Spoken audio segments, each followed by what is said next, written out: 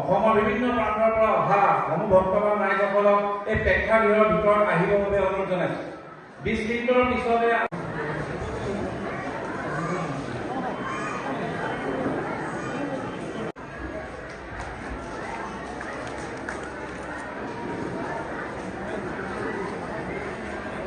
সকলোৱে আমাৰ হাততালিৰে ভাল লাগিব।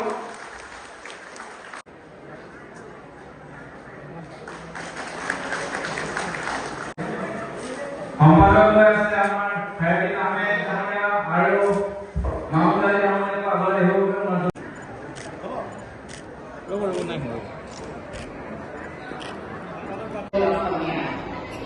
আমাৰ অসমীয়া জাতি এনেকুৱা এটা শক্তিশালী জাতি, এই জাতিৰ শৰীৰত যিখিনি তেজ আছে সেই তেজ কমিউনিষ্টৰ তেজ হিন্দু আৰু মুছলমান আৰু বিভিন্ন জনগোষ্ঠী এই আটাইখিনি মিলিহে অসমীয়া জাতি।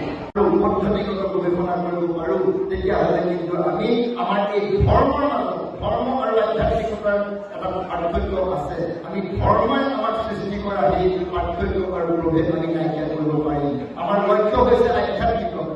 আধ্যাত্মিকতাৰ অৰ্থ গভীৰ আৰু ওখ। ধৰ্ম এটা মাত্ৰ আমাৰ ঈশ্বৰ প্ৰাপ্তিৰ তিনিটা মূল ধৰ্ম লৈ হয় আমি সমালোচনা কৰোঁ, বুদ্ধাৰ পৰা আমি নাই সমালোচনা কৰোঁ। টমাছ আলভা এডিছনে 1033টা বস্তু আৱিষ্কাৰ কৰিছিলে। এতিয়া কোৱা হৈছে নহয়, টমাছ আলভা এডিছনে 1033টা বস্তু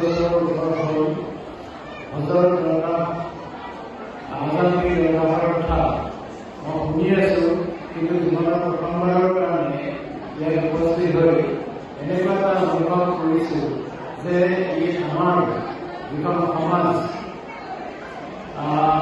অসমীয়া সমাজ, এই অসমীয়া সমাজৰ যিটো শান্তি সম্প্ৰীতি সত্য, তাৰ এই প্ৰতিটো এই পীঠস্থান। গতিকে এই পীঠস্থানত মই উপস্থিত হৈ মই নিজকে জীৱনত ধন্য মানিছোঁ। অপ্ৰধান মানুহে যে টমাছ আলভা এডিছনে কৈছিল যে আপোনাৰ নামতে মোৰ বস্তু উদ্ভাৱন কৰিব।